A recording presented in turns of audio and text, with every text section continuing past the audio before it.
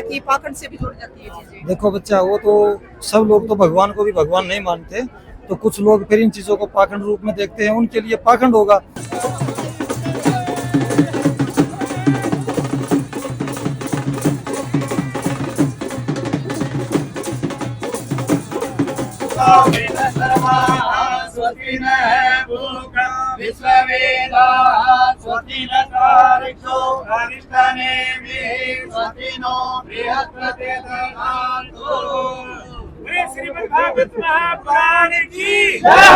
सारे दर्शकों ने प्रियंका को हार की राम राम। और आज पहुंच रहे हैं जींद के फूले कला गांव में। और आगे भाई आप देखोगे कि कलश यात्रा निकालनी जान लग रही है। राम राम महाराज जी। नारायण बच्चा नारायण। महाराज जी, आज कलश यात्रा निकाली जा रही, तो कितने कलश उठाए गए हैं? आज 501 कलश उठाए गए हैं बच्चा।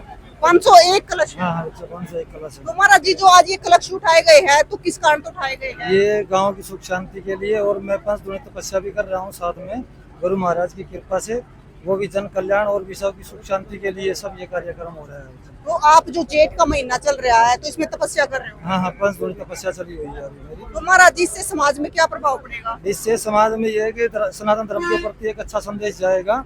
सभी जो युवा बच्चे हैं, एक सनातन का संदेश देखते हुए जो कार्यक्रम अपने सनातन के प्रति होंगे, उनके मन में उत्साह होगा, और वो आने वाली पीढ़ी युवा जो देखेगी फिर वही सीखेगी। तो ये देखने से इनके मन में उत्साह है, तो आगे आने वाला कार्यक्रम और भी बढ़ चढ़ के हिस्सा भाग लेंगे ये लोग।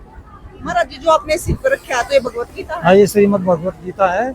ये आज कलश यात्रा है बच्चे, और कल से श्रीमद् भगवत गीता का पाठ शुरू हो जाएगा। ये दोपहर को 2 बजे से और शाम 5 बजे तक एक सप्ताह, और आने वाली 11 तारीख को अभी भंडारे का आयोजन होगा, उस दिन पूर्ण होती की जाएगी। महाराज जी, उन लोगों को क्या कहना चाहोगे? क्योंकि कुछ लोगों का कहना है कि पाखंड से भी जुड़ जाती है चीजें। देखो बच्चा, वो तो सब लोग तो भगवान को भी भगवान नहीं मानते, तो कुछ लोग फिर इन चीजों को पाखंड रूप में देखते हैं, उनके लिए पाखंड होगा। लेकिन करने वालों के लिए, और ये जो जनता जनार्दन आप देख रहे हो, भगत जगत जो सनातन प्रेमी देख रहे हो बच्चा, ये उस बात का जवाब है। मेरे कहने की कोई ज्यादा जरूरत नहीं है। और गांव वालों में कितनी खुशी है? गांव वालों में मेरे से भी ज्यादा बहुत उत्साह है। मैं क्या बताऊं कि वो शब्द में व्याख्यान नहीं कर सकता, जितनी खुशी दोनों गांव में है, फुलिया खुर्द और कला के अंदर। दोनों लोग मिलजुल के बढ़ चढ़ के बहुत भाग दे रहे हैं और सहयोग दे रहे हैं। जो महाराज जी डेरा है अपना फुलिया कला का, तो दोनों गांव का है? हाँ, ये दोनों गांव का मठ है बच्चा। ये करीब 850 वर्ष पहले यहाँ श्री सिद्ध बाबा फूलपुरी जी आए, उसी ने इन गांव को बसाया है, तो उसके नाम से ये फुलिया कला गांव पड़ा बच्चा। महाराज जी, आपका नाम? मेरा नाम धनंजय पुरी है बच्चा। मैं श्री सिद्ध हिंगराज बाबा राजपुरी मठ बाबा लदाना, जो वर्तमान के मठाधीश है, उनका शिष्य हूँ।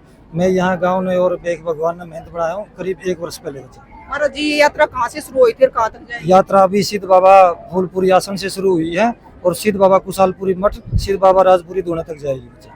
महाराज जी, जो आपकी तपस्या है, तो कितने दिन तक चलेगी? वो 41 दिन की है बच्चा। 34 दिन बीत गए हैं, तो 1 सप्ताह की बाकी है। 1 सप्ताह तक भागवत चलेगी। वो भी ये मठ से शुरू हो गए, दोनों गांव में जाएगी? हाँ, ये आश्रम से शुरू होगा, ये सिद्ध आश्रम से शुरू होगा, फूलपुरी आश्रम से शुरू होकर दोनों गांव से होती हुई सिद्ध बाबा कुशालपुरी मठ तक जाएगी बच्चा। तो इसमें मतलब दोनों गांव के लोग? हाँ, दोनों गांव के लोग और माई बच्चे, छोटे बड़े बूढ़े सब शामिल है बच्चा। राम राम। जय श्री राधे। पंडित जी, आप क्या कहना चाहोगे? देखिए, कहते हैं कि संत समागम हरि कथा, तुलसी दुर्लभ दोए, सुत धारा और लक्ष्मी घर पापी के होए।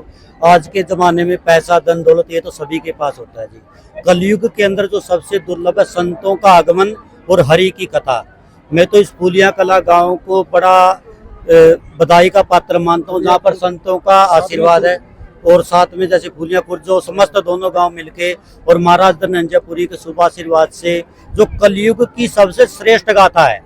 कहते हैं कि जो 7 द्वारों से होकर मनुष्य जाता है, तो उन 7 द्वारों को पार करने का एकमात्र साधन श्रीमद् भागवत महापुराण एक ऐसी गाथा है, जो भी व्यक्ति जिस भाव से यहाँ पर आता है, यदि आप परमात्मा के प्रति प्रेम लेके आओगे तो प्रेम मिलेगा। और सनातन को मजबूत करने का सबसे दुर्लभ विषय है ये।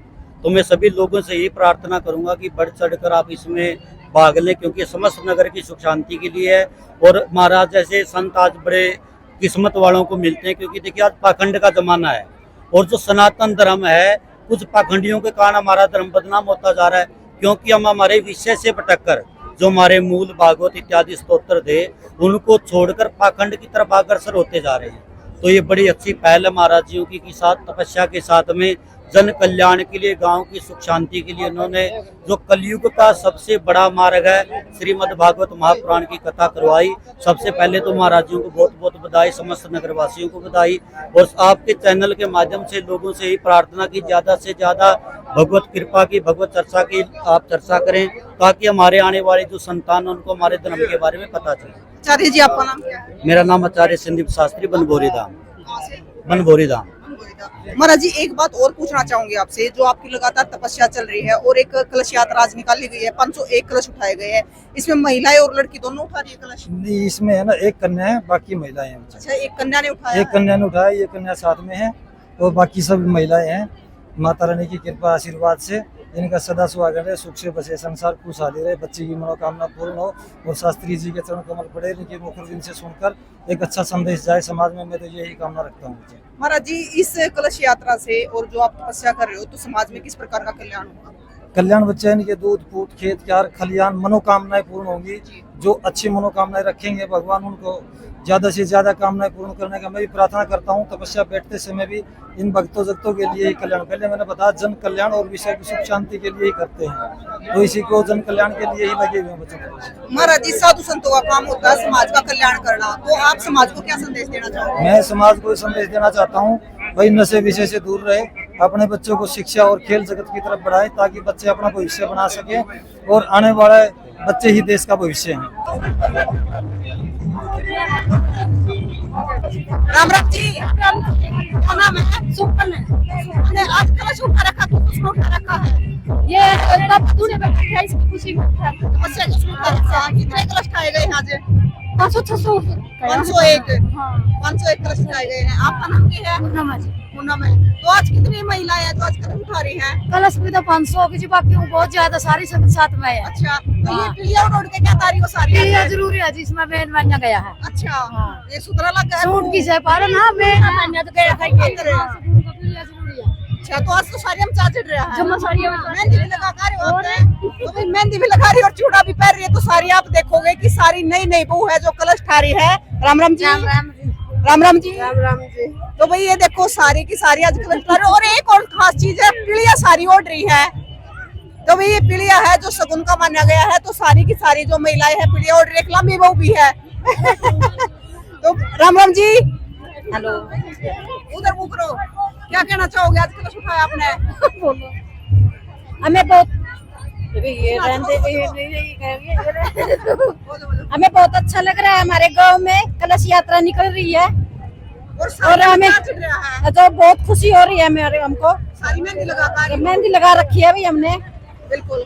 तो भाई है जो कलश यात्रा है, जो 501 कलश उठाए गए हैं और इस 501 कलश में एक कलश है जो सबसे पहले एक कन्या ने उठाया, बाकी जो यहाँ की बहुएं हैं उनने कलश उठाया। तो भाई जो कलश यात्रा यहाँ पे निकाली गई है, बाबा 41 दिन की तपस्या में बैठा है, तो इसके बारे में आपका ये कहना है जरूर बताइयो और तस्वीरें ज्यादा ज्यादा शेयर भी करियो। पीछे आप देखोगे तो प्रसाद की ट्रेलियां लग रही है, पीछे ट्रैक्टर भी है, आगे कलश चल रहे हैं, पीछे ट्रेलियां चल रही है जिसमें बच्चे हैं और महिलाएं हैं जो आगे जा चुकी है। तो भाई इस कलश यात्रा पे जो निकाली जाने लग रही है और आप देखने भी लग रहे हो कि बहुत सारी जगह है जो पापा तपस्या भी करने लग रहे हैं, तो इस चीज पर आपकी क्या राय है वो भी जरूर बताइयो और तस्वीरें शेयर करियो। फिर मिलेंगे।